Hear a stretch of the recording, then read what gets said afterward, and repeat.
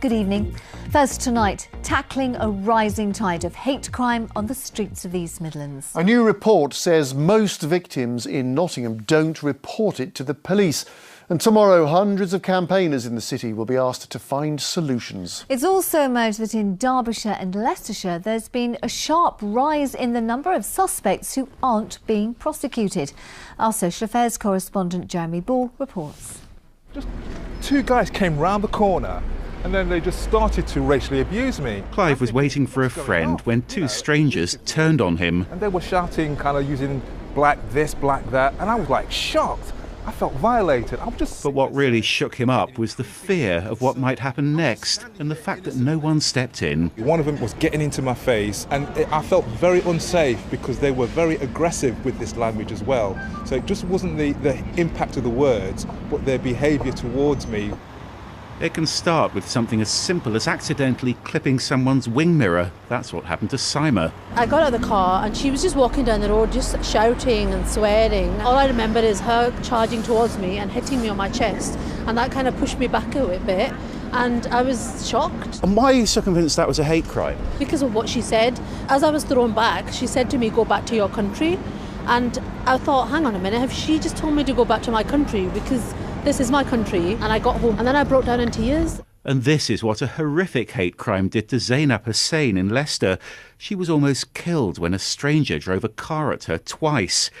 Her attacker, Paul Moore, was jailed for life for attempted murder, a hate attack that's the tip of the iceberg. Campaigners here in Nottingham say it's a growing problem, and more than 1,000 people have been surveyed for this report out tomorrow. They talked about racial abuse, online hate crime, even attacks on people and property. It says the victims were often Asian taxi drivers. Other people were targeted because they were women or gay.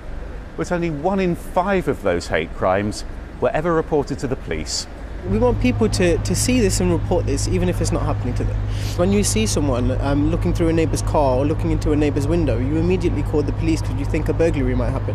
How can we make it normal for people who might just be seeing people being racially abused or attacked in any way to call the police? The police are obviously dealing with some very serious hate crimes, some serious attacks, but should they be dealing with things like name-calling? I definitely think that they should. A lot of the more serious crimes could be stopped if police intervene at a lower level. And tomorrow, Clive and Saema will join hundreds of campaigners at Nottingham's Albert Hall as they consider a string of recommendations to tackle all forms of hate crime. So, Jerry, what can they do to make a difference? Well, and we just heard about that idea of encouraging bystanders to get the police involved. That's just one suggestion. They also want the police to make sure that more officers really understand what's going on here. There's a suggestion too to set up something like the old racial equality councils. You might remember they used to exist to sort of help and support victims of prejudice. And we've also got some new figures, some police figures on hate crime. Yes, the BBC's been speaking to forces across the country. Now, Nottinghamshire's seen a sharp rise in religious and racial hate crime reports over the last 4 years. And that's pretty much in line with the national trend. Interestingly, though, Nottinghamshire's figure's still far lower than the number of reports in Derbyshire and Leicestershire. Now, that might partly be because Derbyshire and Leicestershire forces both cover much larger, visible Muslim communities. And are more people being prosecuted then?